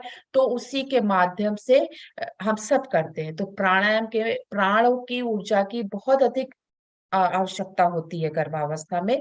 और जब आप प्राणायाम करते हैं, उसको बहुत अच्छे से सुचारू कर लेते हैं, तो आप स्वस्थ रहने लगते हैं, मन से, शरीर से और भावनाओं से। प्राणायाम क्या है? प्राणों को प्राण आयाम, प्राण प्लस आयाम, यानी कि प्राण जो जीवनी शक्ति है, वाइटल फोर्स है, आयाम यानी कि उसको विस्तारित करना और उसको बढ़ाना। तो श्वासों की कई टेक्निक के माध्यम से, विधि विधान के माध्यम से, प्राणायाम के विभिन्न विभिन्न प्राणायाम के माध्यम से प्राण ऊर्जा को विस्तारित कराया जाता है और आपकी विभिन्न प्रकार की शारीरिक और मानसिक समस्याओं का निवारण होता है। गर्भावस्था में धीरे धीरे श्वास लेने से, सिंपल एब्डोमेन ब्रीथिंग से प्राणों को अपने अंदर विस्तारित करना धीरे धीरे सिखाया जाता है कि आप इस तरह से शुद्ध प्राणों को लीजिए और अपनी नेगेटिविटी, अशुद्धियों को या विजातीय ऊर्जा को बाहर निकालिए। धीरे धीरे सिखाया जाता है। हाँ, उसके बाद जो है ये प्राणायाम के माध्यम से प्राण ऊर्जा तो बढ़ती है, फिर ऑक्सीजन का भी स्तर बढ़ता है और जो कि शिशु के विकास के लिए बहुत अधिक सहायक है। शिशु का विकास बहुत अच्छे से होने लगता है। गर्भवती में प्राणायाम के माध्यम से सकारात्मक विचार बने रहते हैं और सकारात्मक विचारधारा, यानी कि दिन भर आप पॉजिटिव, प्राणायाम का अगर आपने सेशन अच्छे से सुबह अच्छे से कर लिया तो आप दिन भर एक सकारात्मक विचारधारा में रहती हैं। आपके थॉट्स बहुत अच्छे हो जाते हैं, मन आपका स्थिर रहने लगता है। आपको जो डिप्रेशन होता है, एंग्जाइटी होने लगती है, भय रहता है, आपको अनिद्रा, नींद ना आने की समस्या होती है, वो सब आपकी जो है प्राणायाम करने से धीरे धीरे ठीक हो जाती है। प्राणायाम से जो है नाड़ियां शुद्ध होने लगती हैं और जो है उनसे जो है अच्छे से आलस से जो है वो दूर हो जाता है और पूरा शरीर दिन भर जो चैतन्य बना रहता है। रक्त जो है वो शुद्ध हो जाता है, ऑक्सीजन का स्तर अच्छा हो जाता है, शरीर में से जो टॉक्सिन, विजातीय तत्व हैं वो बाहर हो जाते हैं। इस तरह स्ट्रेस का स्तर माँ के लिए कम हो जाता है, तो जो माँ के लिए और शिशु के लिए, दोनों के लिए लाभकारी है। प्रेगनेंसी के दौरान होने वाली विभिन्न समस्याएं जैसे PIH, ये एक तरह का हाइपरटेंशन, ब्लड प्रेशर का है, इंसोम्निया, प्री टर्म डिलीवरी, ये सारी जो समस्याएं अगर आ जाती है तो उनके लिए बहुत लाभकारी है। अगर माँ अ, प्राणायाम अभ्यासी है तो उनको ये समस्याएं नहीं आती है, मन भी शांत रहता है और समान प्रसव के लिए पूरा शरीर और मन पूरा तैयार रहता है। एक तो प्राणायाम से अच्छे से सेरोटोनिन का स्राव होता है, जिससे माँ और शिशु दोनों बहुत अच्छे से प्रसन्न रहने लगते हैं और मन में नेगेटिव विचार नहीं आते। नेगेटिव विचार आते हैं तो फिर ईर्ष्या होती है, क्रोध होता है, द्वंद्व, घृणा किसे हो, ये सब भाव नहीं होते हैं, बहुत आराम से क्लीन हो जाते हैं अगर आप प्राणायाम के अभ्यासी हैं। फिर आपके अंदर प्रेम, ममतत्व, सद्भावना, दया, करुणा, ये सब उत्पन्न होने लगती है। तो ये बहुत अच्छे से सकारात्मक आपकी स्थिति बनी रहती है। सबसे पहले हम लोग चलते हैं प्राणायाम में, नाड़ी शोधन पे। ये नाड़ी शोधन अभ्यास आप लोग को कराया जाता है, बहुत ही अच्छा सिंपल सा अभ्यास है। इसमें सुखासन में आप बैठकर सर्वप्रथम जो है 3 बार आप बाई नासिका से श्वास लेते छोड़ते हैं, फिर आप दाहिनी नासिका से 3 बार श्वास लेते छोड़ते हैं, और फिर दोनों नासिका से श्वास लेते हैं और मुख से आप छोड़ देते हैं। तो ये नाड़ी आपकी सूर्य नाड़ी और चंद्र नाड़ी, आपकी जो लेफ्ट है, आपकी ईड़ा नाड़ी है वो चंद्र नाड़ी है, जो राइट आपकी पिंगला है वो सूर्य नाड़ी है। इन दोनों नाड़ियों का शोधन, नाड़ी शोधन हो जाता है, संतुलन हो जाता है, आपके ब्रेन के दोनों साइड बैलेंस में आ जाते हैं। इस तरह से आपके सूक्ष्म शरीर में जो 72,000 नाड़ियां हैं उनका पूरा शोधन हो जाता है। तो आपके शरीर और मन पे इसका बहुत अच्छा प्रभाव आता है। समान प्रसव के लिए पूरा शरीर तैयार हो जाता है, शरीर ऊर्जावान बना रहता है, और रक्त में ऑक्सीजन का स्तर बहुत अच्छा बना रहता है। देखिए,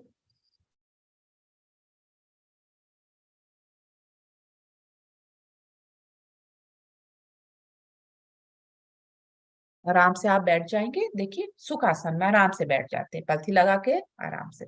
फिर उसके बाद एक हाथ आपका इस तरह से ज्ञान मुद्रा में आएगा, ठीक है, उंगली और अंगूठा, पहले उंगली को ऐसे जोड़कर। फिर दूसरा हाथ आपका प्रणव मुद्रा में, यानी कि ये जो दो उंगलियां हैं ये अंगूठे के मूल पे जोड़ती हैं। फिर आप जो है दाहिना सूर बंद करेंगे और बाएं नासिका से श्वास लेंगे, बाएं से ही छोड़ देंगे धीरे धीरे, बाएं से लेंगे। और आप हमेशा धारणा बनाएंगे कि आप प्रातःकालीन उदयमान सविता देवता के सामने बैठे हैं और बिल्कुल शुद्ध प्राण ऊर्जा को आप ले रहे हैं, और छोड़ते हुए भूरे रंग की ऊर्जा निकाल के अपने विजातीय ऊर्जा, अशुद्ध ऊर्जा को निकाल देंगे बाहर, ठीक है। तो हमेशा आपने 3 बार बाएं से ली, बाएं से धीरे धीरे छोड़ दिया, इसी प्रकार दाहिने से धीरे धीरे लिया, दाहिने से छोड़ दिया, फिर आपने दोनों नासिकाओं से लिया और धीरे धीरे छोड़कर आपने मुख से छोड़ते हुए छोड़। तो ये एक राउंड होता है आपका नाड़ी शोधन का। इसी प्रकार से हम आपको 3 या 5 राउंड करा लेते हैं सुबह।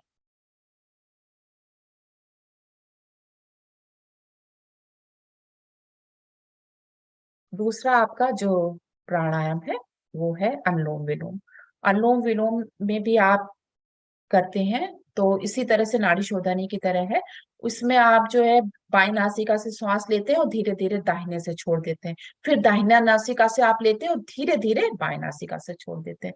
इसमें ध्यान रखने वाली बात यह है कि आप जितनी मात्रा में प्राण को ले रहे हैं, जितनी श्वास ली उतनी ही श्वास आपने छोड़ दी, और जिस नासिका से आपने छोड़ी है उसी से पुनः लेते हैं और दूसरी नासिका से छोड़ते हैं। इसी तरह से उल्टा सीधा ऐसे होता रहता है, इसे अनुलोम विलोम कहते हैं।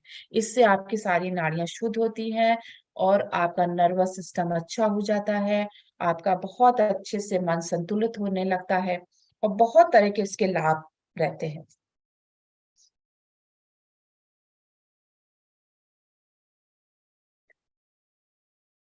देखिए,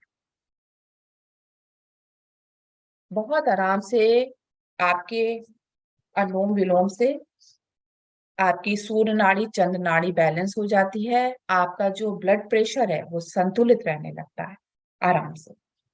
एक हाथ आप ज्ञान मुद्रा में करेंगे, दूसरे प्रणव में, और फिर राइट नॉस्ट्रिल बंद करके लेफ्ट से आप धीरे धीरे श्वास लेंगे और राइट से धीरे धीरे छोड़ देंगे, फिर राइट से लेंगे धीरे धीरे, लेफ्ट से छोड़ देंगे।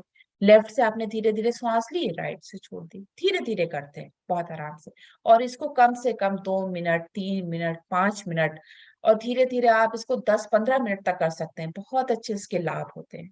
आपके हार्मोन्स की जो ग्रंथियां हैं वो संतुलित हो जाती हैं, तंत्रिका तंत्र आपका, नर्वस सिस्टम बहुत अच्छे से क्रियाशील हो जाता है, ब्लड प्रेशर आपका कंट्रोल में हो जाता है, आपका मस्तिष्क के दोनों भाग जो हैं अच्छे से कार्य करने लगते हैं, और आपका सिंपैथेटिक और पैरासिम्पैथेटिक नर्वस सिस्टम अच्छे से कंट्रोल में हो जाता है। चलिए, इसके बाद दूसरा हमारा प्राणायाम है प्राणाकर्षण। ये बहुत ही इंपॉर्टेंट आपका जो है प्राणाकर्षण प्राणायाम है, ये जरूर कराया जाता है रोज सुबह। प्राणों को आप आकर्षित करते हैं। हमारे गुरुदेव अ, पंडित श्री राम शर्मा आचार्य जी ने इसको एक विशेष प्राणायाम के रूप में बताया है, और जो ब्रह्मांडीय प्राण ऊर्जा को बहुत अधिक से अधिक मात्रा में हम अपनी ओर आकर्षित करते हैं और उसको अच्छे से अपने अंदर उसको रखते हैं। ये हमारे शरीर के सारे रोग दोषों को बाहर कर देता है, मानसिक विकारों को भी दूर करता है। जो प्राण ऊर्जा है हम संपूर्ण ब्रह्मांड से आकर्षित करते हैं, उसको अपने अंदर धारण करते हैं, स्थापित करते हैं, तो हमारा प्राणमय कोश जो है बहुत अच्छे से स्ट्रोंग हो जाता है। जब गर्भवती माँ इसको करती है तो इसका बहुत अच्छा प्रभाव उसके शिशु के ऊपर आता है। उसके शिशु का भी जो प्राणमय कोश है वो स्ट्रोंग हो जाता है। वो शिशु जीवन पर्यंत के लिए प्राणवान बन जाता है और अपने बहुत अच्छे अच्छे कार्य करने के लिए, संसार में करने के लिए, प्राणवान इंसान जो है बड़े बड़े कार्य करते हैं, तो वो उसके लिए तैयार हो जाता है। गर्भावस्था में इसको करने की विधि देखिए।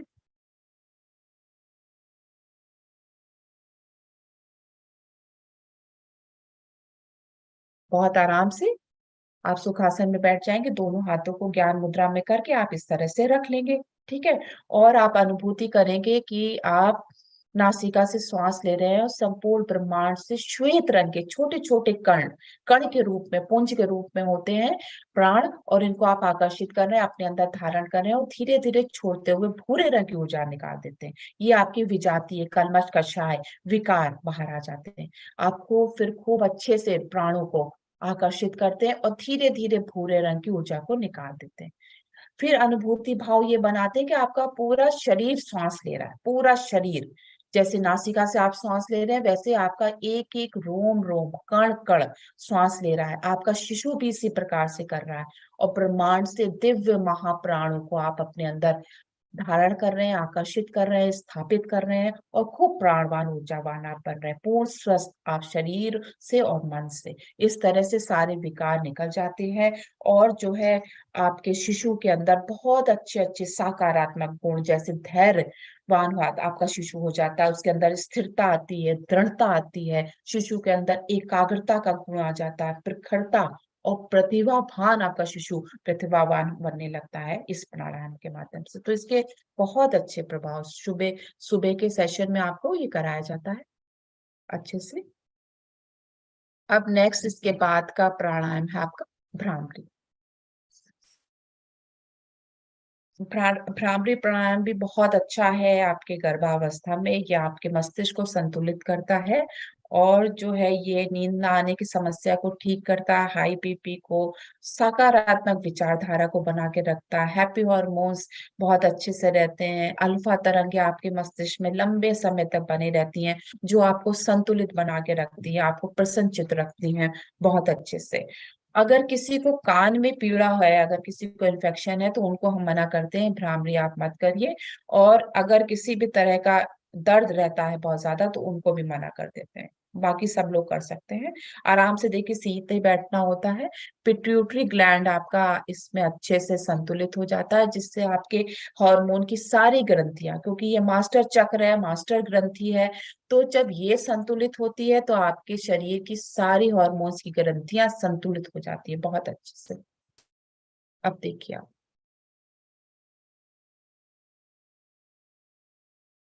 बहुत अच्छे से आप आराम से बैठ जाएंगे, हाथों को, अंगूठे को, ट्रैगस, ये हल्की सी जो पोन बाहर हल्की सी ये निकली है, ट्रैगस को हल्का सा दबाते हैं, बहुत हल्का सा।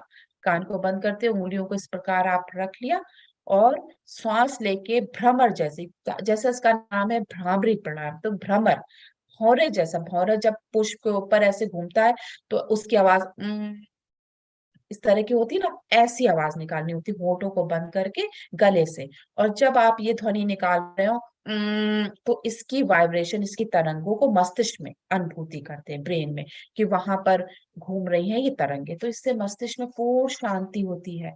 जो बहुत अधिक, जिनको विचार आने के, एकदम से सतत लगातार विचार आने लगते हैं, मस्तिष्क थक जाता है, वो मस्तिष्क की थकान को ये भ्रामरी प्राणायाम बहुत अच्छे से दूर करता है। बहुत अच्छे से नींद आती है उन लोगों को जिनका मन बहुत चंचल रहता है, उसमें भी संतुलन आता है। तो बहुत अच्छे से प्रभावशाली है। इसको सोने से पहले भी कर सकते हैं, जिन लोगों को नींद नहीं आती है वो बैठ के 5-7 बार सोने से पहले भी इसको कर सकते हैं।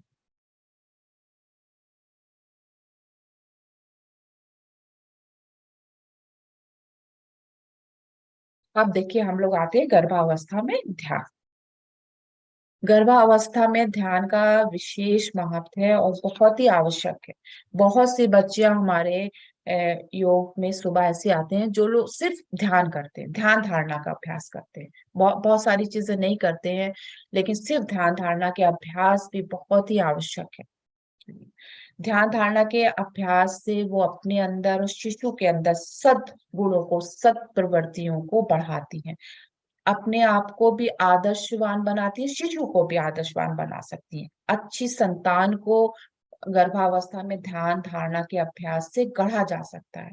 ध्यान धारणा के द्वारा जो है माँ शिशु को बहुत अच्छे से गढ़ सकती है, जिसका श्रेष्ठ चिंतन हो, जिसका चरित्र अच्छा हो, ऐसा शिशु गढ़ सकती है, जिसका व्यवहार अच्छा हो, ऐसा निर्माण कर सकती है, महामानव का निर्माण कर सकती है वो। क्योंकि ध्यान धारणा से अवचेतन के माध्यम से शिशु के अवचेतन से बिल्कुल प्रगाढ़, बिल्कुल जुड़ाव हो जाता है। उस समय वो जिन गुणों को सतत बोलती है अपने अंदर, जिनका जिनका ध्यान करती रहती है, वो प्रवेश करते जाते हैं शिशु के अवचेतन में, और बहुत अच्छे से गढ़ सकती है वो एक महामानव को, आराम से अपने सर्वगुण संपन्न संतान बना सकती है, जो विश्व कल्याण के कार्य में पूरा भागीदारी निभा सकता है, ऐसा संतान कर सकती है। ध्यान आप जो है बहुत विशेष प्रकार के ध्यान कर सकते हैं, और अपने इष्ट का ध्यान कर सकते हैं, सोहम का ध्यान, गायत्री मंत्र का ध्यान आप कर सकते हैं, गायत्री माता का, गुरुदेव का ध्यान कर सकते हैं। गुरुदेव के बहुत सारे ध्यान हमारे यूट्यूब पे हैं, उनको आप सुनते हुए ध्यान कर सकते हैं, बहुत अच्छा विशेष प्रभाव आता है। सविता देवता के ध्यान, मतलब सारे ध्यान जितने भी हमारे गुरुदेव के ध्यान है, वो सब आप करेंगे तो एक बहुत विशेष आपको प्रभाव, ध्यान के जो लाभ होते हैं उससे एकाग्रता विकसित हो जाती है, और जो इष्ट जिनका आप ध्यान कर रहे हैं उनके गुणों को आप आत्मसात कर लेते हैं, समझे, अपने अंदर आकर्षित करके उनको स्थापित कर लेते हैं। ध्यान से अचेतन जो है जुड़ जाता है शिशु के अचेतन से, और शुभ संस्कारों को आप गढ़ सकते हैं, बो सकते हैं उसको, एक शुभ संस्कारित शिशु को जन्म दे सकते हैं। ध्यान के माध्यम से तनाव दूर होता है, आलस्य दूर होता है, दिनचर्या अच्छी हो जाती है, बायोलॉजिकल क्लॉक बहुत अच्छी हो जाती है, यानी कि बहुत सर्वगुण संपन्नता आपके अंदर और आपके शिशु के अंदर आने लगती है। ध्यान का बहुत अच्छा प्रभाव है। आइए अब आप लोगों को एक छोटा सा ध्यान करा देते हैं। सर्वप्रथम आप अपने अच्छे से बैठ जाइए। आप लोग ध्यान के माध्यम से आपके कार्टिसोल हार्मोन्स, स्ट्रेस को घटाता, नींद आने में बहुत लाभदायक है ना, सब चीजों बहुत प्रभावशाली है इसके। तो चलिए आप लोग थोड़ी देर बैठिए। आइए हम लोग एक छोटा सा ध्यान कर लेते हैं आज के सेशन में। जो बच्चे हमारे ध्यान करना चाहते हैं आराम से बैठ जाए अपने आसन पे, टेक लगा के आप बैठ सकते हैं बेटा, आराम से।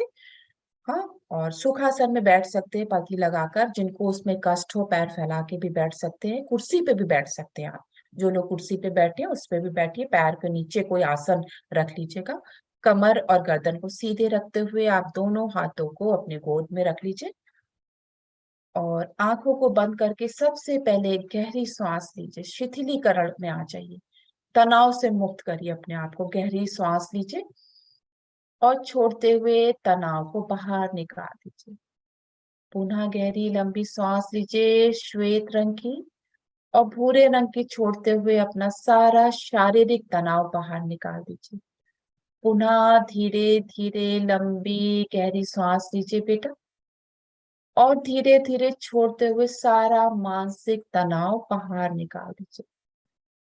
पुनः गहरी लंबी सांस, और धीरे धीरे भूरे रंग की छोड़ते हुए भावनात्मक तनाव को बाहर कर दीजिए। अनुभूति करिए जैसे आप श्वास ले रहे हैं, बहुत अच्छे आध्यात्मिक स्थान पे बैठे हैं, बहुत अच्छे ऊर्जावान क्षेत्र पे, जहाँ पे खूब घनी प्राण ऊर्जा है, यज्ञ हवन का क्षेत्र है, खूब प्राणवान क्षेत्र है, वहां पे आप बैठे हैं और पूरी गहरी श्वास ले रहे हैं और छोड़ते हुए तनाव को निकाल रहे हैं। आपका पूरा शरीर खूब प्राण ऊर्जा को ले रहा है, एक एक रोम, एक एक कण खूब ऊर्जा को धारण कर रहा है और अपने अंदर स्थापित कर रहा है। ऐसे भाव बनाते हुए अपने आप को खूब ऊर्जावान क्षेत्र में बैठा हुआ अनुभूति करिए, ऐसे भाव बनाइए और खूब प्राण ऊर्जा आपके अंदर, आपके शिशु के अंदर स्थापित होती जा रही है। जैसे आप खूब प्राण को आकर्षित कर रही, स्थापित कर रही है, वैसे ही आपका शिशु खूब प्राण ऊर्जा को आकर्षित कर रहा है, अपने शरीर में, मन में और भावनाओं में स्थापित कर रहा है। पूरे शरीर कण कण से खूब ऊर्जा को धारण करिए और भाव बनाइए कि आपके बिल्कुल सामने प्रातःकालीन उदयमान सविता देवता प्रकट है। खूब अच्छे से सविता देवता लालिमा लिए हल्के हल्के नारंगी से होते हुए सविता देवता का दिव्य प्रकाश आपके ऊपर प्रसारित हो रहा है और ये दिव्य प्रकाश असीम ऊर्जा के साथ आपके रोम रोम कण कण में समाहित हो रहा है। आपका एक एक सेल, एक एक कोशिका इस ऊर्जा को अपने अंदर धारण कर रही है और खूब आप ऊर्जावान बन रही हैं, खूब ऊर्जावान। ये दिव्य प्रकाश नाभि से होता हुआ आपके गर्भाशय में आपके शिशु को प्राप्त हो रहा है। आपके शिशु के रोम रोम में, कण कण में सविता देवता का ये दिव्य प्रकाश स्थापित होता जा रहा है जीवन पर्यंत के लिए और उसको खूब प्रतिभावान बना रहा है, खूब गुण आ रहे हैं उसके अंदर। शुभ संस्कारित आपका शिशु बनता जा रहा है सविता देवता के दिव्य प्रकाश से। उसके अंदर खूब धैर्य आ रहा है, सद्बुद्धि आ रही है, खूब साहस से आ रहा है, क्षमाशीलता के भाव आ रहे हैं उसके अंदर। सविता देवता के दिव्य प्रकाश से शिशु के अंदर ईमानदारी के गुण आ रहे हैं, जिम्मेदारी के गुण आ रहे हैं, बहादुरी के गुण आ रहे हैं। खूब समझदारी आ रही है आपके शिशु के अंदर। आपका शिशु खूब समझदार, सद्बुद्धि से भरा हुआ, विवेक क्षमता जागृत हो रही है सविता देवता के प्रकाश से। खूब प्रखर बन रहा है आपका शिशु, खूब सजगता आ रही है शिशु के अंदर। सविता देवता के दिव्य प्रकाश उनके सारे गुणों को धारण करते जाइए, स्थापित कर लीजिए अपने शिशु के सूक्ष्म कारण में, स्थूल में। और तीनों शरीर से पूर्ण स्वस्थ है आपका शरीर, सर्वगुण। आपका शिशु पूर्ण स्वस्थ है, सर्वगुण संपन्न है, खूब सर्वगुण संपन्न है आपका शिशु। अब धीरे धीरे इस ऊर्जा को आत्मसात कर लीजिए और आप और आपका शिशु दोनों साथ साथ बोलिए, मैं पूर्ण स्वस्थ हूँ, मैं पूर्ण स्वस्थ हूँ, मैं पूर्ण स्वस्थ हूँ, मैं बहुत खुश हूँ, मैं बहुत खुश हूँ, मैं बहुत खुश हूँ, मैं सर्वगुण संपन्न हूँ, मैं सर्वगुण संपन्न हूँ, मैं सर्वगुण संपन्न। खूब ऊर्जा को धारण करिए। अब धीरे से दोनों हाथों को नमन करते हुए धन्यवाद दीजिए सविता देवता को, अपने इष्ट को धन्यवाद दीजिए, प्राण ऊर्जा को धन्यवाद दीजिए, गुरुदेव माता जी को धन्यवाद दीजिए खूब अच्छे से। और अब दोनों हाथों को ऐसे घर्षित करके हथेलियों को आप आंखों पे रखिए बेटा और बहुत आराम से आंखों को खोलिए।